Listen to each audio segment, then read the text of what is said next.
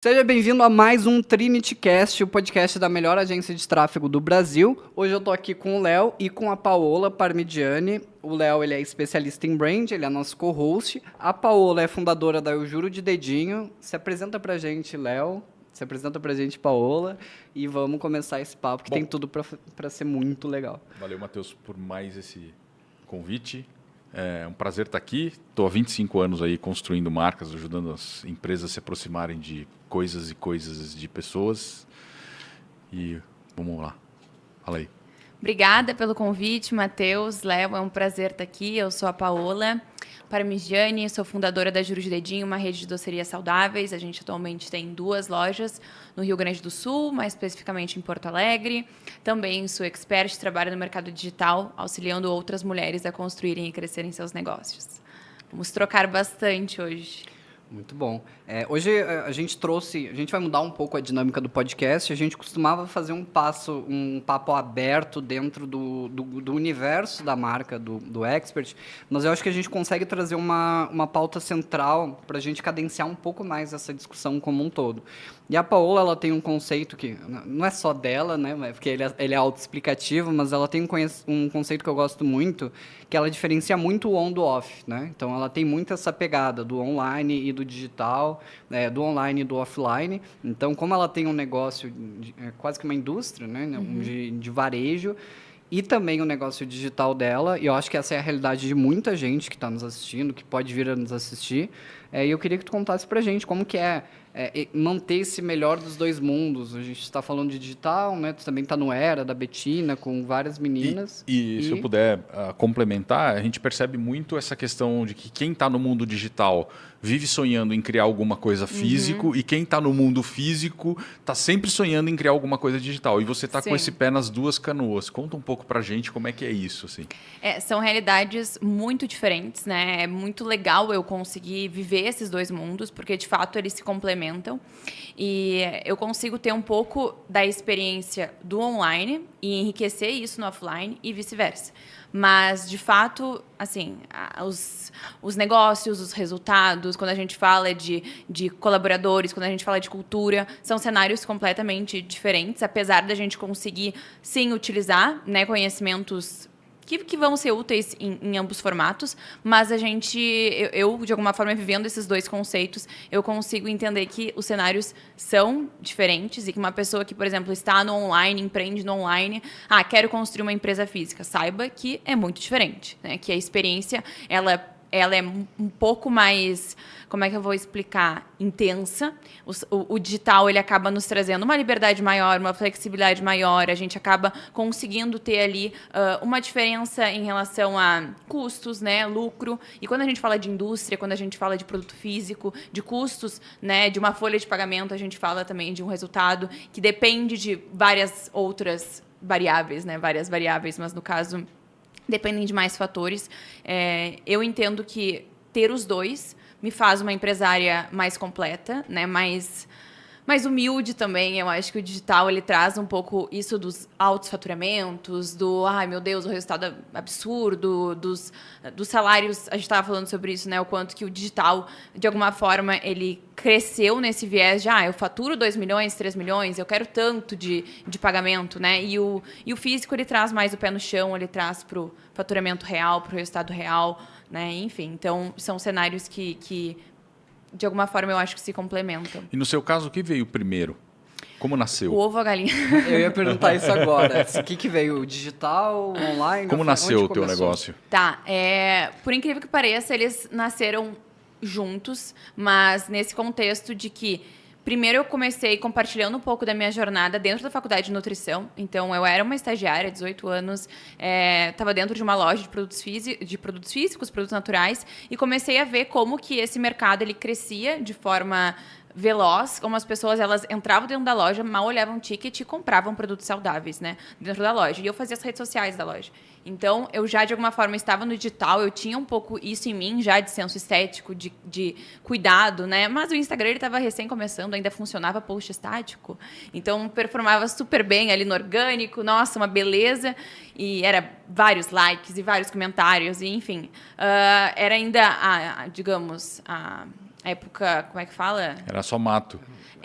O E Instagram era só Oceano mato. Azul. Era um Oceano Azul. oceano azul de oportunidades. Então, enfim, fazia as redes sociais. Vamos traçar uma linha cronológica nisso. A gente Aham. está falando disso que ano, mais ou menos, pá? 2018. 2018. Então, 2018 temos a loja natural, começou as redes sociais. Isso, começou as redes sociais ali, eu cuidar, né, das redes sociais da loja, e eu estagiava dentro dessa loja e também estudava nutrição.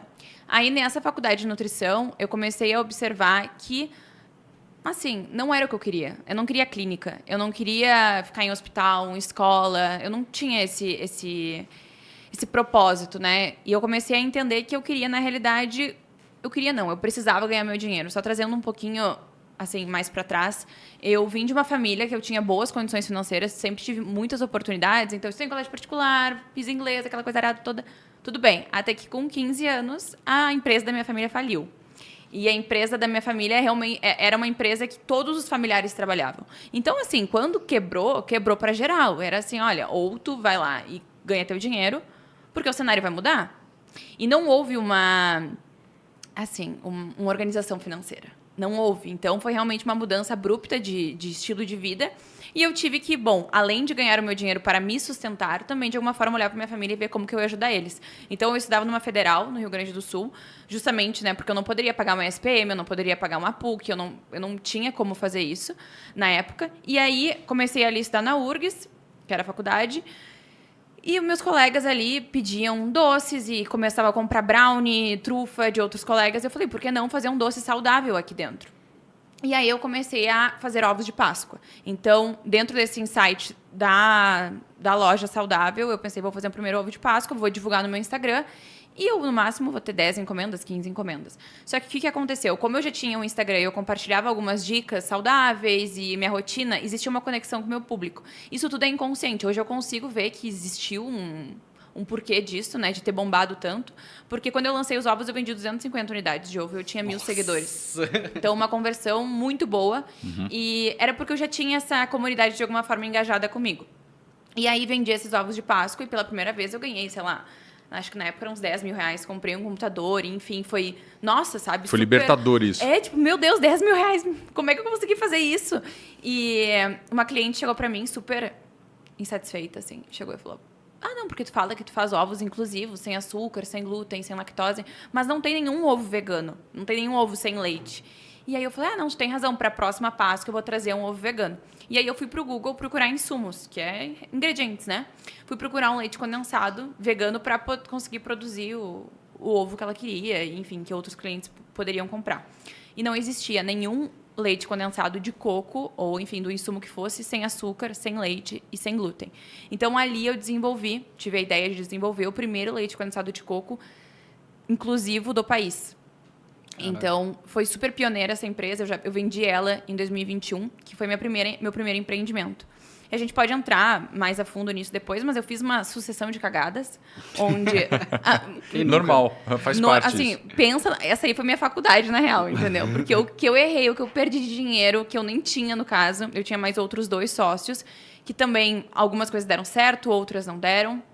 Aí, posterior a isso, eu abri a Juro de Dedinho na pandemia, depois que eu vendia coco densado, comecei a ver a ascensão do delivery. Peguei esses ovos de Páscoa e, desses ovos aqui eu vou fazer doces para vender o ano inteiro. E aí começou a Juro. Mas, te respondendo, começou meio que em paralelo, assim, sabe? Mas eu não queria empreender. Não era uma coisa que foi consciente. Eu achava que empresário era jogador de futebol. Não, e até porque você teve a experiência negativa da família perder tudo da noite pro dia. Exato. Né? E aí você falou, será que eu quero isso pra mim? Né? E a família era super machista, assim, sabe? Tipo, nunca foi dada oportunidade para uma mulher trabalhar na empresa da minha família. Então, era só os homens que realmente trabalhavam lá.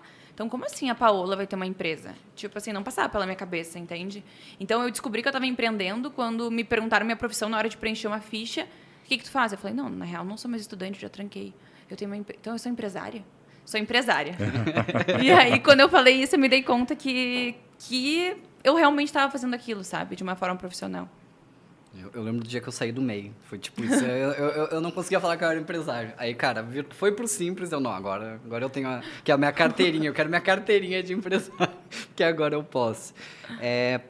E aí foi em paralelo e tal. Conta um pouco da história da Coco, assim, como é que, né, tu falou que tu achou a fórmula, eu não sabia essa história, então eu tô ouvindo essa história pela primeira vez, tô adorando. Tu achou a fórmula, as coisas foram acontecendo, onde que começou a desandar? E aí a gente tá falando de constelação mais cedo, né, o medo de quebrar aquela coisa. Nossa, cara. Enfim, como é que foi essa ascensão e também, não queda, porque foi um exit, né? Teve uma saída, não foi tão, tipo... Mas foi uma saída, assim, eu falo de venda, mas foi uma venda... Pra não sair de graça. Pra não sair de graça. As pessoas Legal. acham, ela vendeu a empresa. Quando fala vender a empresa, não. Eu até posso explicar depois o motivo que eu saí. Mas, te respondendo, na realidade, como eu não tinha essa experiência empreendendo, eu fui descobrindo, errando. Que é o que hoje eu tento fazer com as minhas alunas. Prever tudo que pode acontecer e ensinar para justamente não acontecer o mesmo, né? Mas, de fato, o que aconteceu? Em primeiro lugar, a gente não colocou conservante no produto. Então, era um produto de coco que ficou em prateleira e não tinha nenhum tipo de conservante. A gente colocou 3 meses de validade, porque na minha cabeça a concorrência tinha 3 meses e eu tinha 3 meses. Hoje eu penso, mas que é burra. Mas eu tento ter um pouco de empatia comigo na época de pensar que, enfim, eu realmente não tinha esse conhecimento. E me baseei muito pelo shelf life, que é a validade sensorial. Então, eu ia experimentando ali durante um período e achei, não, vai durar 3 meses. E a gente vendeu para as principais lojas de produtos naturais do Brasil. Então, eu não estava em qualquer lugar, assim. Até posteriormente, eu entrei no Zafari, com o produto mais redondo, que é a principal rede lá de supermercados do Sul. Mas teve essa questão que a gente teve que fazer recall de todos os produtos. Teve a questão também de... eu coloquei a gente chamou uma sócia, né? Eu fundei com o meu ex-namorado a empresa. Eu acho que isso também não foi uma decisão melhor possível. Não porque a gente não se deu bem, pelo contrário, né? A gente performou muito. Mas eu entendo que tem que ter maturidade para colocar o familiar, relacionamento junto no negócio. Então, isso também foi algo prejudicial. E aí a gente chamou uma outra sócia também, que ela entrou com Media for Equity, então ela era uma influenciadora, mas de fato também eu não acho que havia uma... Enfim, ela contribuía com outras questões a não ser essa, sabe? Então eu teria chamado ela em outro formato. Bom, você fez um MBA fazendo cagada, assim, né? Porque no fim você tem que retirar produto, diferente do mundo digital, que quando você erra, você vai lá e deleta, Fecha o né? carrinho. Fecha o carrinho, Ninguém sabe. deleta, ninguém sabe. Você errou, né? O produto físico, você tem uma questão lógica, né? De recolhimento, de descarte, que é terrível. Terrível. Aí é o lojista que vai descartar, ou manda pra gente, a gente assume o preço do frete e a gente descarta. A pressão do lojista também, Nota de devolução, tem parte tributária. Era vidro, então não era toda transportadora que fazia. Tinha que assinar aquela... quase como um aval de que se quebrasse, a responsabilidade era minha. Então, enfim, tiveram várias questões que, eu nunca pensei em ter que lidar com isso, sabe? Eu passava madrugada emitindo nota fiscal, não tinha um funcionário, isso foi outra cagada, eu não deleguei nada. Então, eu mexia panela de doce, eu ainda tenho as queimaduras de doce, porque, de fato, era líquido quente ali, eu mexia panela, eu não tinha uma panela que mexia sozinha. Eu não sei, tipo assim, o que acontecia, mas eu tinha muito medo de centralizar de mim. Então, foi literalmente o MBA... Não, na prática, e se você for pensar, ele é o modus operandi da maioria das pessoas que começam um negócio, né? Sim. Se a gente for olhar... A pessoa tem um conhecimento técnico, ela avança esse conhecimento técnico, ela monetiza esse conhecimento técnico, ela fica muito reconhecida e ela morre afogada. Né? Tipo, porque tá ali. Né? A gente tem falado muito sobre isso. E nesse período da Coco, como é que tava o Instagram? Como é que tava as redes sociais? Já era a Paola? Tu jogava tudo para as marcas? No começo da Juro, já era a Paola? Onde é que nasceu a Paola influenciadora, assim, no meio desse período? A Paola influenciadora já existia na época da Coco, mas não a Paola expert em negócios. Eu não ensinava sobre negócios, até porque eu não me sentia apta a isso, mas eu não mostrava as merdas que acontecia também. Então, assim, o que vocês veem no Instagram, né, de outras pessoas, enfim, imaginem que é o que a pessoa quer mostrar, de fato. Não é 100% a realidade, né? Até mas muitas vezes é moldada. E naquela época ali, eu não ia mostrar simplesmente minhas caixas chegando de produto com um recall acontecendo ou o produto estragando. Então, existia a Paola influenciadora, mas, assim, a Paola... empresária, ela aconteceu na abertura da Juro, onde eu documentei a abertura da Juro. Então tem um vídeo no YouTube, inclusive meu, numa live, que eu abro ao vivo a Juro de Dedinho. E assim, é muito engraçado, porque eu falava, ai, será que a gente vai bater 20 mil de faturamento nesse mês? E a gente precisa disso? Enfim, Legal. foi uma outra experiência, a Juro de Dedinho. Não houve sucessão de... Acontece, né? Coisas, enfim, erros, normal do processo. Mas eu entendo que ela performa 200% melhor em razão dos erros que eu cometi no primeiro ali momento. Então, a influenciadora já existia, mas eu tinha poucos seguidores, não era nada expressivo, assim. E eu acho que a minha comunidade ali no Instagram, ela é tão engajada, ela curte tanto o meu trabalho, porque ela viu esse crescimento acontecer, assim. Eu não apareci empreendendo, eu não apareci vendendo algo que eu não vivi na prática, sabe? Então foi fundamental esse processo. No fim, esse processo da frustração e da quebra, né, do negócio não dar certo, ele serviu como base para você construir um público verdadeiro que estava ali torcendo por você na sua próxima jornada. Total, é que na realidade até, assim, o início da Coco ele foi bem problemático, bem frustrante, em razão dos problemas, mas quando eu saí a empresa estava em crescimento. A empresa já tinha se ajustado, a gente faturava 200, 300 mil por mês, e aí ninguém entendeu quando eu saí, nem minha família entendeu. Só que o que aconteceu? Eu soltei a corda, porque também acho que um empresário bom, ele sabe o momento de entrar e ele sabe o momento de sair da empresa. Não é ficar ali de alguma forma puxando a corda, querendo que funcione. Eu entendi que o modelo de negócio não funcionava para mim. Eu entendi que eu já tinha dado o meu máximo. Eu entendi que pela gestão com os meus sócios a gente não ia conseguir andar para frente. Eu falei, olha, eu prefiro vender e abrir algo 100% meu. Então... É a história da Coreia, do jogador de LoL, que se dá 15 minutos eles percebem que não vão conseguir evoluir. Exato. A gente estava falando, eu tava falando que eu queria passar um tempo na Coreia para ficar jogando LoL com coreano. Porque o brasileiro, ele não desiste. Então, em uma partida, tipo, às vezes ele perde 20... Vamos lá, né? É um jogo que poderia durar 15 minutos, que já tá perdido, ele estende até o 49, porque se existe uma pequena chance dele virar o jogo, ele continua. E saber a hora de parar, para mim, cara, é muito essa cultura oriental, né? E eu sempre tive muito esse feeling, né? Quando eu saí do LoL, veio muito disso também. Tipo, cara, eu vi que o dinheiro que eu queria ganhar, eu não ia ganhar lá. A não ser que eu fosse um puta influenciador. Aí eu falei, falou.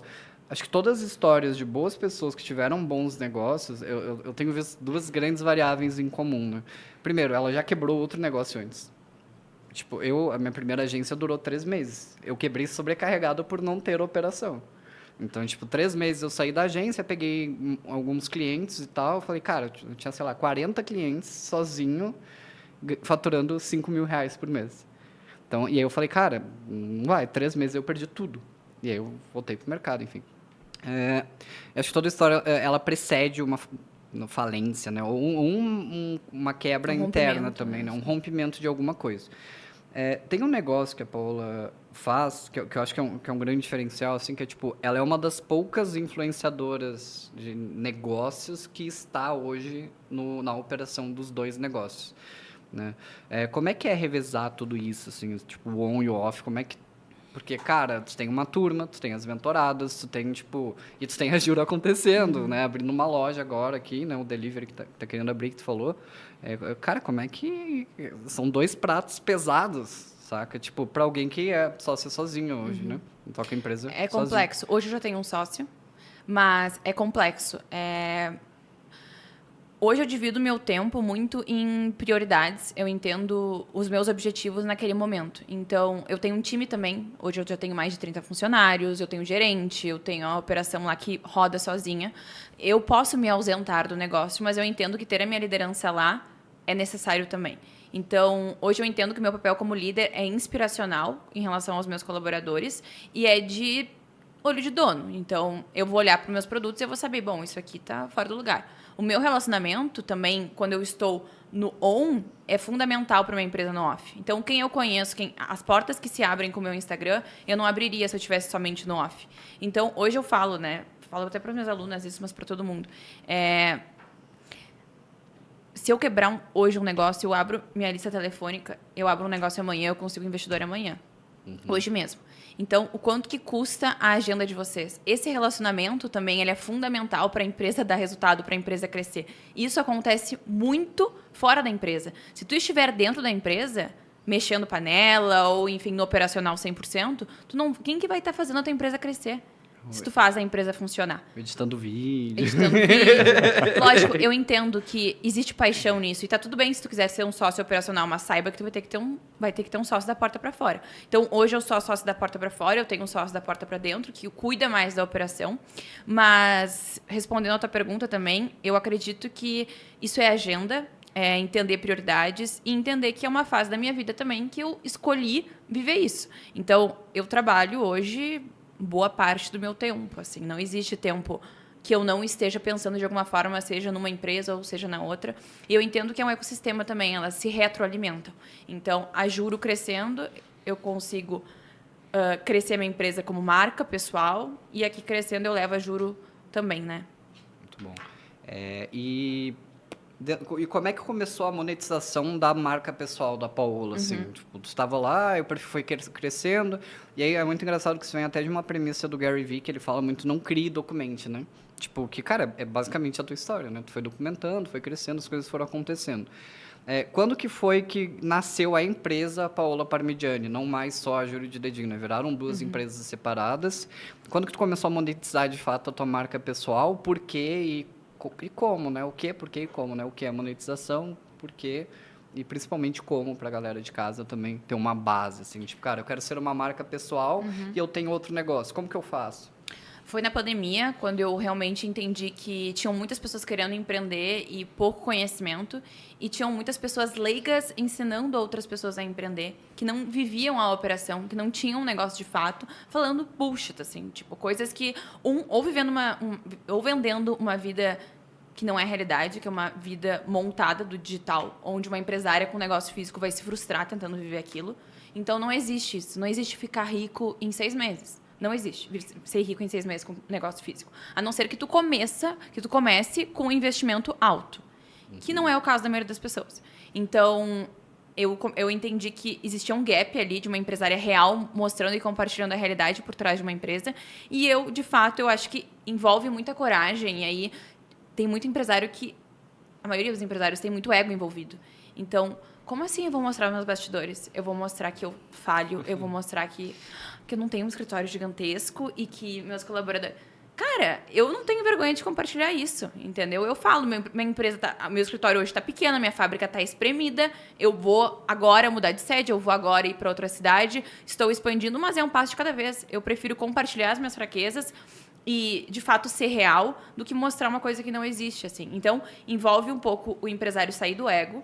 Lógico, não precisa mostrar a vulnerabilidade total e completa. Tu pode mostrar depois que tu resolver, tu pode compartilhar, enfim, né, durante o teu crescimento. Mas eu acredito que na realidade envolve muita coragem mesmo. Tu abrir a câmera e entender que as pessoas vão estar ali, muitas torcendo, outras te julgando, mas tu vai estar focando que realmente isso vai ajudar o teu negócio de alguma forma, né? Porque, querendo ou não, as pessoas elas gostam de ver, de projetar a realidade delas no outro, né? E de olhar e falar, caramba, ela tá numa situação talvez 1, 2, 3, 4 degraus acima, mas ela também já passou por isso que eu estou passando isso agora, né?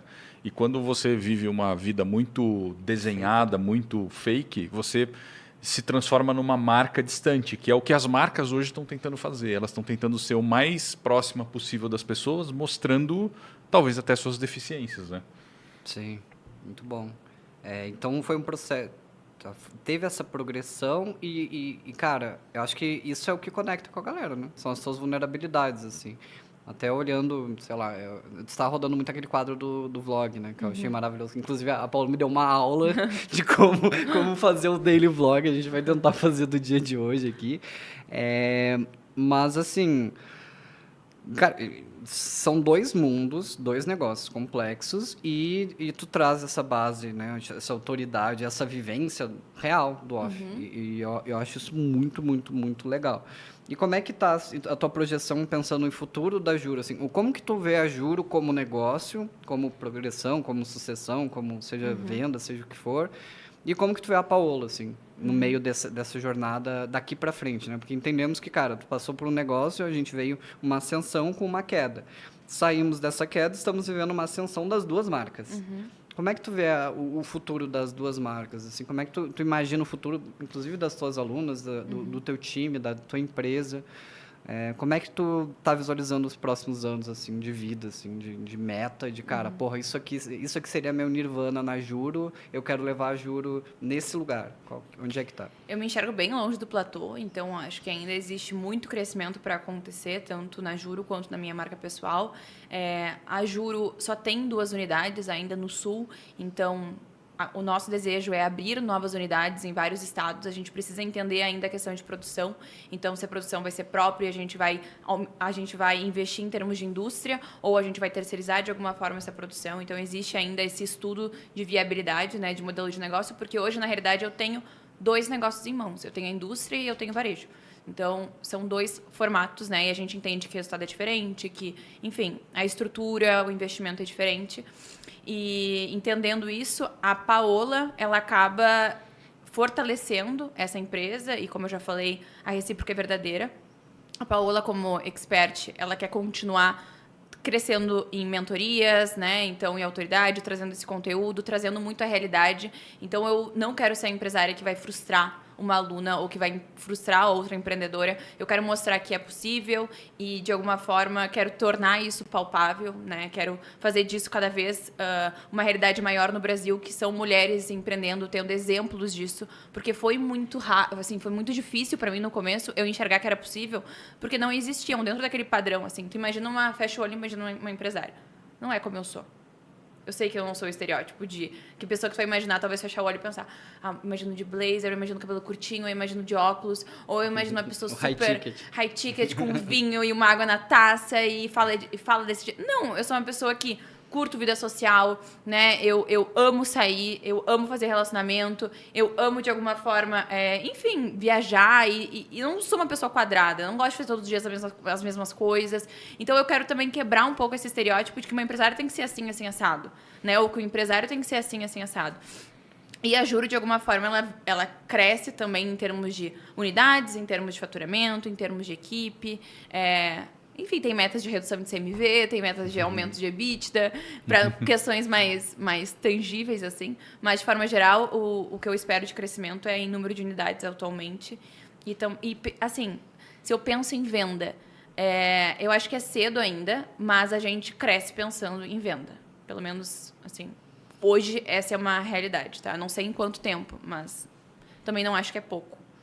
E a Juro, ela virou uma grande marca. Tipo, e eu acho que boa parte disso vem dessa construção que tu trouxe. E também eu vejo que tem o outro lado também. Tem a pessoa que ela quer entrar, beleza, eu quero ser uma marca pessoal e eu já tenho uma marca forte. E tem a pessoa que eu só tenho a marca, que eu preciso construir isso.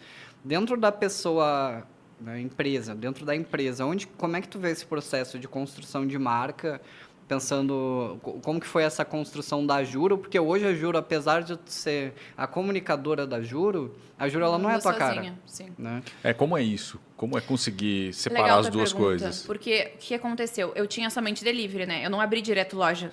Então, eu tinha um delivery que operou por 2 anos. E aí, chegou um momento do negócio onde meu faturamento estava muito constante, estava entrando em platô.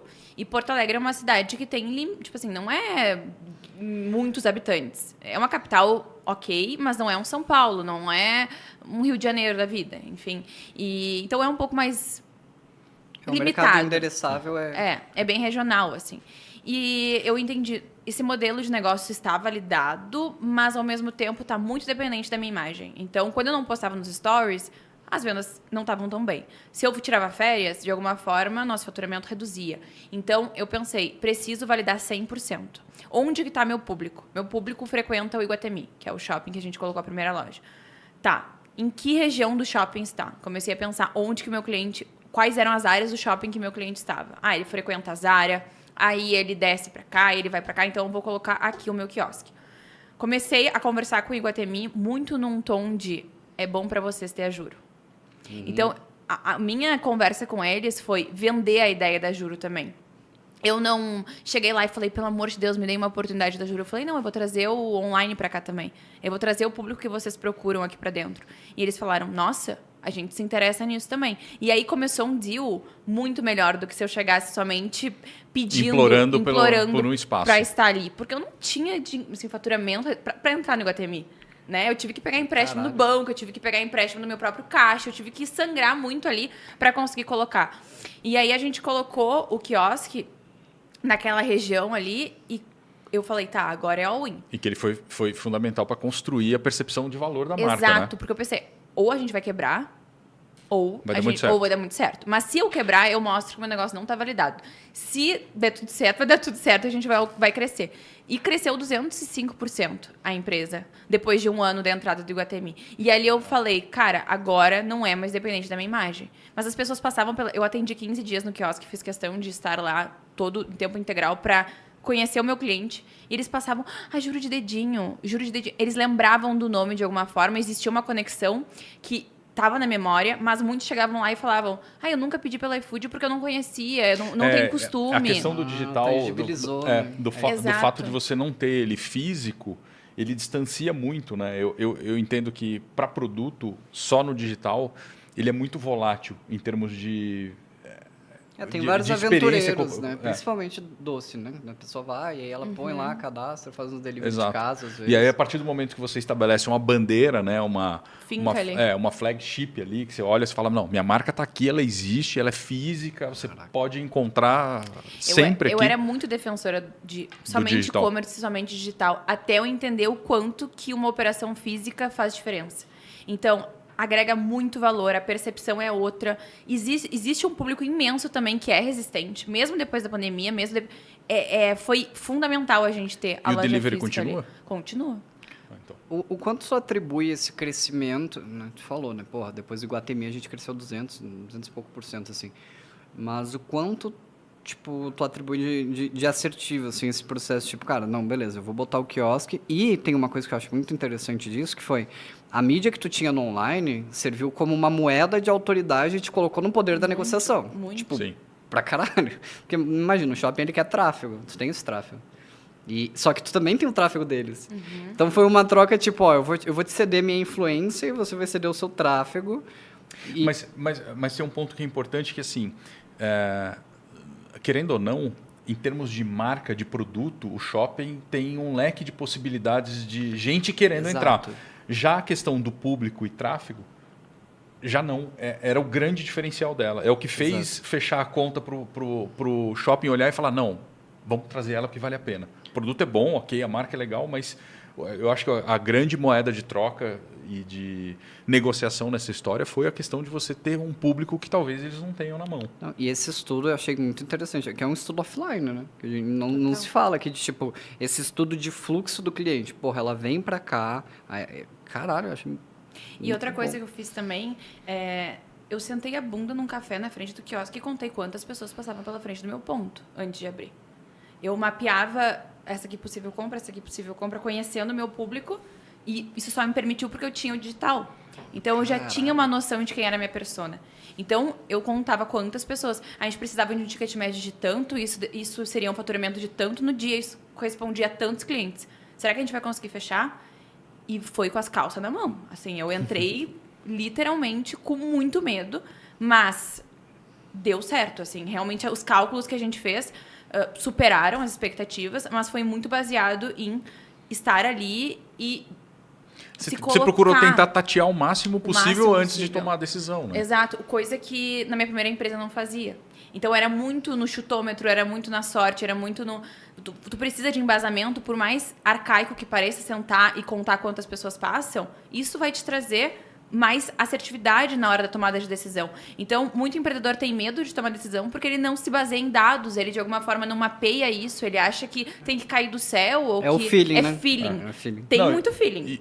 Pra caralho. Mas tem, uma parte. tem o TBC, né? O tira a bunda da cadeira, que a gente sempre fala, né? Porque a gente tem um monte de empreendedor de escritório ali que fica sentado montando planilhas e projetando milhões de coisas, possibilidades, mas o cara não pega, não levanta a bunda da cadeira e não vai conversar com o possível cliente dele. A planilha aceita tudo, né? E o como? O orçamento ali, no início do ano, orçamento, cabe tudo, aí vai ver. Mês 4, acabou. Tipo... Mas até uma questão curiosa, quando a gente... Para montar no shopping, tu tem que mostrar um projeto arquitetônico, tu tem que fazer todo um script, assim. E aí o projeto ele foi aprovado num local Assim, é um corredor, existem 2 pontos. Um aqui, que é bem em frente ao corredor, assim, de pessoas, e um mais para trás, que ficaria tapado por outro quiosque. A gente estava em negociação deste ponto aqui. O projeto arquitetônico foi aprovado aqui, só que o contrato era do aluguel daqui. Que era onde tinha outro quiosque.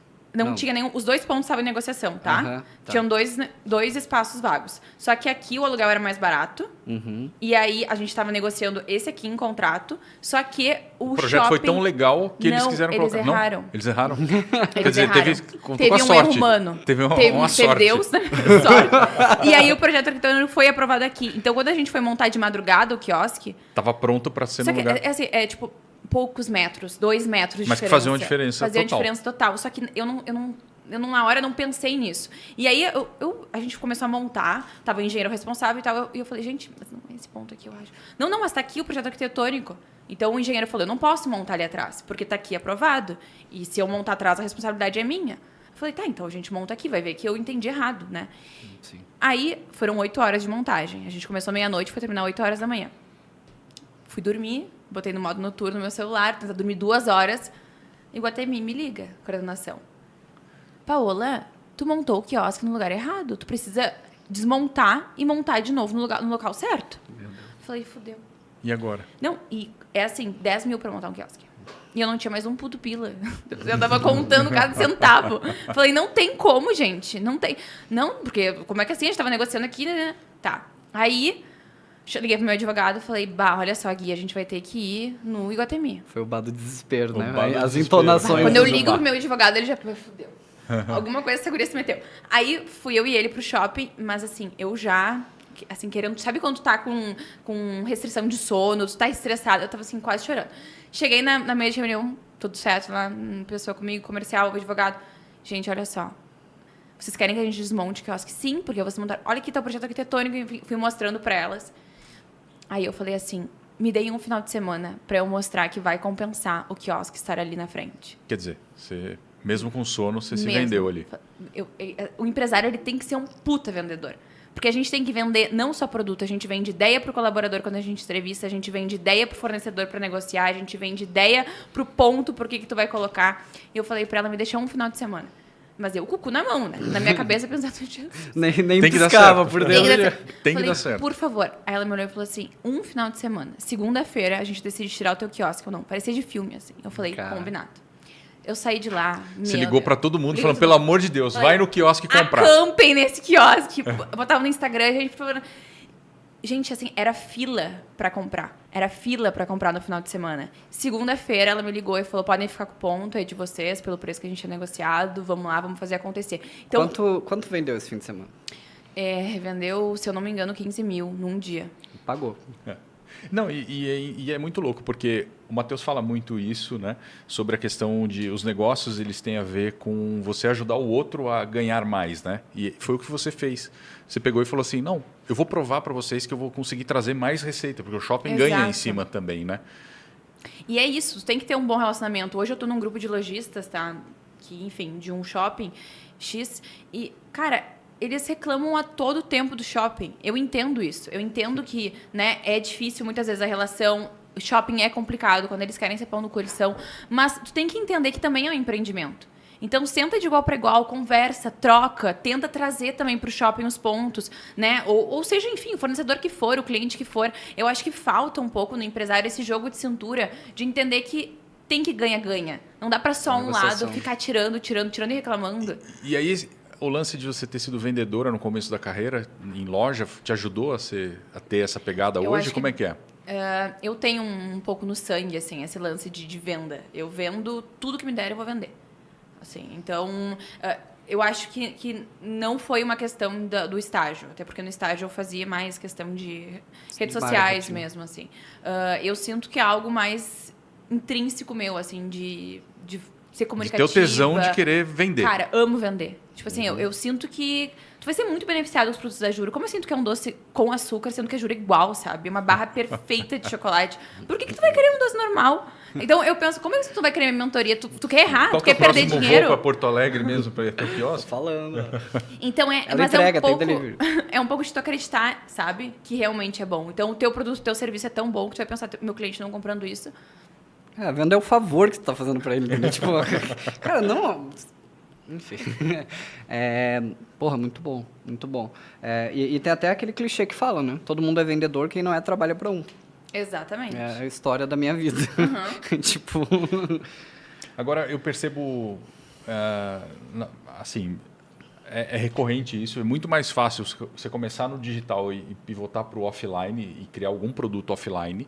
Então, você cria público, engaja e aí depois você traz uma solução offline do que fazer ao contrário. Né? Do que fazer ao contrário, de você estar no mundo físico, ditar as regras do mundo físico e depois você conseguir ir para o digital. Eu falo muito para as gurias, até do Era, criem alguma coisa, vocês vão vender igual água. Elas já têm o mais difícil, que é a demanda. Exatamente. Agora elas têm uma comunidade engajada, elas têm potenciais clientes, elas sabem de cor e salteado quem que é esse cliente. Pensem num gap de produto e lancem isso. E isso faz elas entenderem muito mais o que é ser uma empresária. Sabe, de fato. Tu entende outras áreas que te complementam demais no negócio digital. Muito bom. Eu tenho uma curiosidade para saber.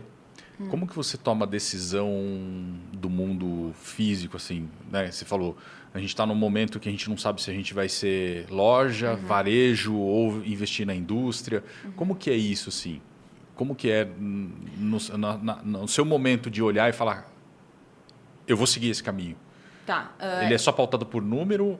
Número, então é importante a gente ter isso, enfim, orçamentos, né? Entender CMV, por exemplo, se precisamos de indústria ou não, entender possibilidades, entender benchmark, o que minha concorrência está fazendo. Então, eu trago números para a mesa, eu entendo um pouco dessa parte mais palpável, mas também eu lembro de cultura, visão, valores. Eu acho que isso é muito importante, independente da tomada de decisão, tu tem que ter em mente que a tua empresa ela é tua e ela tem ela é única porque ela tem a cultura única dela. Então, por exemplo, a gente vai terceirizar.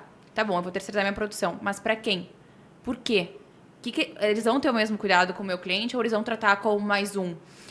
Eles vão ter cuidado em fazer a minha receita da mesma forma, vão ter o mesmo cuidado sensorial. Então, vem essa questão do que a gente quer, o que a gente quer para o nosso cliente, o que a gente imagina. Então, por exemplo, uma das nossas diretrizes, assim, é crescer sendo a melhor rede de doceria saudável. Então, eu não me preocupo muito com velocidade. Apesar de eu ser muito acelerada e muito executiva, eu não preciso que seja rápido. As pessoas me perguntam, porque como assim tu não tem... Eu tenho uma lista de mais de 300 interessados em franquia. Se eu abro hoje franquia, amanhã eu tô milionária. Na conta física, não na conta da PJ. Mas eu não quero isso, porque eu sei que eu vou quebrar. Porque eu não tenho hoje braço para conseguir atender isso, porque eu não quero... Mantendo a cultura, mantendo a visão. Cultura, eu não quero que o branding da minha marca seja prejudicado, eu não quero que a Paola, marca pessoal, seja prejudicada, eu não quero entregar minha marca para qualquer pessoa. Então, foda-se o dinheiro. Eu tô pensando em marca. Então, a minha decisão, ela também é tomada baseada nisso, né? No que eu quero para minha empresa a médio e longo prazo. Então, eu prefiro crescer mais lenta e mais constante do que correr e quebrar um pouquinho ali na frente, sabe? Escutaram isso? Não metam o pé pelas mãos. Escalar cultura, escalar estrutura é uma coisa que é muito difícil no mundo físico. Né? No digital é legal porque a gente consegue... Você tem ferramentas para isso, até porque o digital ele não tem fronteira. Agora, o mundo físico tem uma questão que é muito perigosa. E a gente tem vários casos de pessoas que vieram do digital, fizeram produto físico, abriram franquia e hoje estão nadando para trás. Exatamente. Até tem uma... Até existe um questionamento interno, né? Se vai ser franquia, o crescimento, ou se vai ser filial. Então, tem os prós e contras de ambos. Eu ainda não tenho essa resposta. Porque justamente é esse a questão. Se eu não fosse uma marca tão forte em branding, se eu não tivesse uma força tão grande no digital como marca pessoal, talvez fosse mais fácil. Porque aí se quebra uma empresa aleatória... que não quebraria minha imagem junto ou que de alguma forma não ia prejudicar todo um ecossistema, tá. Mas não é isso. Então, existe uma responsabilidade também em tu envolver marca pessoal. Tu tem que fazer essa escolha muito consciente, porque traz um peso muito maior. Se dá uma merda, se dá uma polêmica no meu nome, eu prejudico a Juro e vice-versa. Então, eu sei o peso e a responsabilidade que é, de alguma forma, estar vinculada à marca, né? Esse movimento, ele foi uma forma que tu encontrou de tornar um negócio extremamente escalonável, de certa forma escalável. né? Porque, tipo, tu não consegue escalar, cara, volume de venda, entrega de pedido, escalona muito, porque tem que abrir unidade, tem que fazer não sei o quê, mas a tua audiência tu escala. Então, tipo, a demanda ela consegue escalar. Cara, olha isso, uma lista de 300 pessoas interessadas para franquear que pagariam o valor que tu cobrasse. Eu gosto muito dessa responsabilidade, assim, eu até defendo muito lá internamente na agência com os meninos, eu falo, cara, a gente não precisa ser a maior, desde que a gente seja melhor. Então, a gente tem que ser a melhor solução em crescimento digital, ponto. É maior? Ah, não é a maior. A gente não quer ser a maior. As maiores estão... a gente sabe. Fofoquinha, né? Teve um episódio que a gente falou da maior. Então, assim, esse processo... E aí eu acho que isso para mim, é o principal insight geral, assim, do conceito do episódio, do conceito do que a Paola construiu, é isso, de tipo, como que a gente torna coisas extremamente escalonáveis e escaláveis. Porque a tua geração de demanda, ela é escalável. Porque o perfil cresceu, agora se ela falou, né? Se eu quiser abrir uma hamburgueria que vende doce, cara, foda-se, vai vender. Porque ela tem a mídia, ela tem a demanda. Às vezes, e também tem outro viés que nem todo negócio precisa ser escalável. Porque o caminho mais lógico da Juros seria, vou abrir franquia, vou arregaçar de vender, eu não vou me preocupar com a operação e foda-se. E acho que é aí que muita gente cai no buraco. E é uma responsabilidade extrema. E é muito sexy, né, isso também. Tipo assim, já chegou várias pessoas na gente, tipo... Vende pra mim tanto, eu vou te fazer muito rica. Guria, me vendendo um sonho. Mas, de novo, lembra o teu porquê. Lembra o teu intuito com aquilo ali, com a marca. É ficar rica do dia pra noite? Se essa pessoa tá te oferecendo tanto. Não, e olha só, tem um lance inconsciente dela com a questão da família, de novo, né? Do lance da família. O processo da falência. Vamos constelar todo mundo aqui. O processo seu de quebra da família, hoje as suas decisões são pautadas em cima de experiências que você teve. E você tem que olhar para isso e agradecer, cara. Pra caralho. E qual que é o porquê? Eu era muito mão de vaca, inclusive, por causa disso. Mas eu fui melhorando, assim. Eu, inclusive, budget, por exemplo. Budget para marketing. 3 mil. Tipo, as pessoas me olhavam assim, tu é louca. Mas por que 3 mil, né? Porque ela tem a mídia, eu faturo 2 milhões, 3 milhões, por que só 3 mil? Tipo assim, não faz sentido nenhum. Porque... existe isso. Então, eu tenho já... eu tenho relacionamento, então eu mando para as influenciadoras, elas postam muitas vezes de graça. Eu posto também, então isso já traz. Mas existiu, assim, uma questão mais psicológica de entender por que a gente puxava tanto para a economia, né? E vem um pouco disso, do escassez, medo de... né? O medo de perder aquilo ali. Tu falou um negócio que, assim, tipo... Né, aí tu falou, meu budget de marketing ele é pouco. Mas, cara, o teu poder, para tu ter um impacto, o resultado que tu tem no teu perfil... E se tivesse que contratar uma pessoa, seria muito mais caro que 3 mil reais para ter a mídia que tu já tem, que é tua, que tu usa para quantos negócios tu quiser. Falou uma coisa que eu acho muito importante, que é, beleza, você tá lá, você vê, só que qual que é o seu porquê, assim? E qual que é o porquê da Paola hoje, assim? O meu porquê marca pessoal, meu porquê... Pode separar em caixinhas. Tá. A marca pessoal, a Paola empresária, ela quer não somente crescer, mas levar outras mulheres empresárias crescendo junto comigo. Então, eu preciso que empresárias entendam que elas podem, que elas são boas em número, que elas são capazes de liderar um negócio, que elas são boas em gestão, elas precisam aprender a dizer não. A gente precisa, de alguma forma, o feminino entender que a gente tem força, a gente também precisa ser cuidada. Então, assim, existe um... conflito, né? Um conflito de... Isso, assim, é um assunto para outro podcast, mas tem muita mulher empresária que começa querendo dar conta de tudo e ter controle de tudo, e a gente aciona muito um lado masculino da coisa. E aí, dentro de casa, é tipo assim, tá, e aí? Vamos ser... Eu e meu namorado, por exemplo. Paola, deixa eu levar a sacola, deixa eu cuidar de ti, deixa eu tomar essa decisão aqui, tu não precisa tomar a frente de tudo. Então, acho que esse meu lado mais Paola, marca pessoal, quer mostrar que mulheres são capazes de gerir negócios, que eu não acreditava que eu era, que eu sou capaz de analisar dados, que eu sou capaz de analisar números, que eu sou capaz de fazer uma empresa crescer e que eu também mereço ser cuidada. Quero que as mulheres entendam isso. E a Paola, a Juro de Dedinho, né, ela tem como objetivo principal levar doces saudáveis pro maior número de pessoas possível. Entendendo que é possível consumir doces saudáveis, gostando daquilo ali, não torcendo o nariz. Então, a gente realmente jura de dedinho que o doce é bom, sabe? E sem ele já ter provou. culpa, né? Sem culpa. A gente fez os kits da Trinity, a gente mandou para todos os clientes. A gente fez 24 envios de uma cesta da Juro. 24, 28, sei lá. A gente mandou o juro de dedinho para todos os nossos clientes, porque a gente tem a iniciativa saudável, somos fitness, contamos as calorias. É muito bom. E muitos postaram achando que não era saudável, né? Não, eles ficaram, nossa, o fulano, o Matheus quer me engordar, ele quer sabotar a minha dieta, não sei o que. Mal. Porque não parece. Aí é sem glúten, sem lactose, sem açúcar, sem glúten, sem lactose. Só falta ser zero. Aí a Paola zerou o rolê, entendeu? Zero caloria. É, tipo, um Ah, doce. mas daí- É impossível. Não tem. Não existe. E só na próxima Imagina. geração com as coisas impressas. Aí a gente vai Se eu conseguir. ver que existe, a gente faz. Porque imagina um doce Impressora zero. quântica Não é, vai conseguir fazer o que a gente quiser. Impressora quântica. É, isso é uma pauta legal. Tá? O Léo, ele é pirado nas impressoras 3D, né? Tipo, Sério? Ele tem...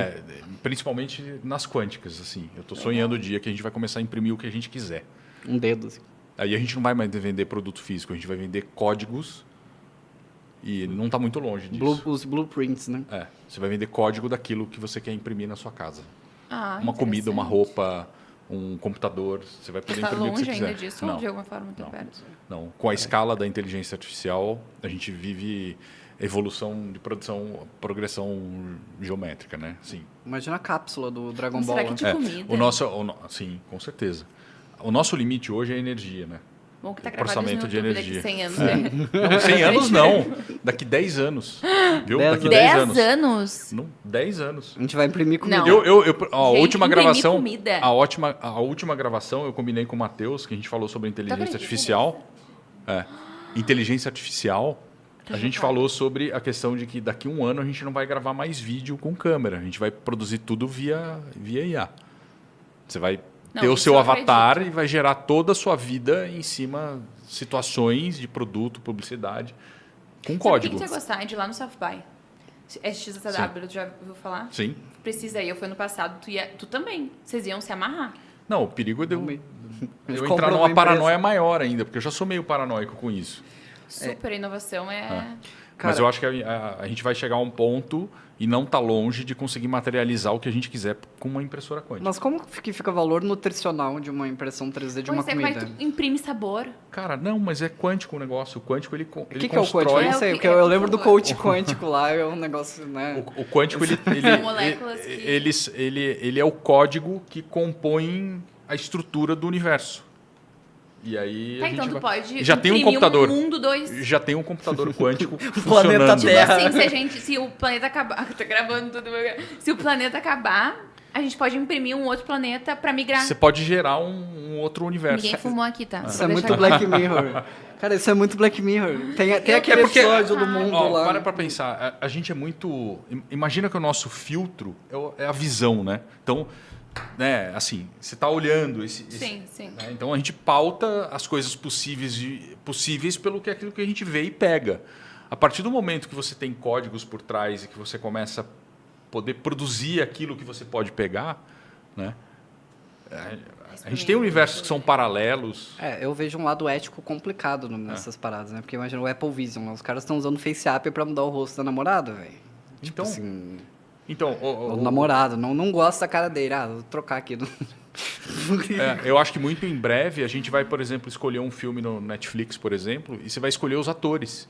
E esse filme automaticamente ele vai ser renderizado no Gente, momento mas que você está isso pro assistindo com os Apple atores vai que ser você um horror, quiser. A gente vai ser cada vez mais individualista. Dos atores Já que não você chegou o quiser. algoritmo que só entrega o que eu quero. Agora o filme eu vou produzir do jeito que eu quero. Você vai produzir a do jeito que você comida quiser. do jeito que eu quero. Você fala assim, não, eu quero o Bruce Namoro Willis não vai mais em vez existir.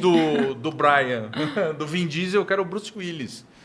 Não Eu quero gosta. assistir com o Bruce Willis. Ai, gente, sei mas lá. isso é muito estranho. Eu não quero. Mas ele é um caminho sem volta e que, Tu acha querendo ou também não... que vai?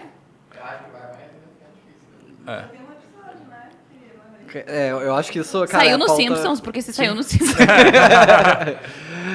Então, Gente. na verdade, o nosso limite está atrelado ao processo de Comentem capacidade, aqui o que vocês acham. capacidade de processamento de informação.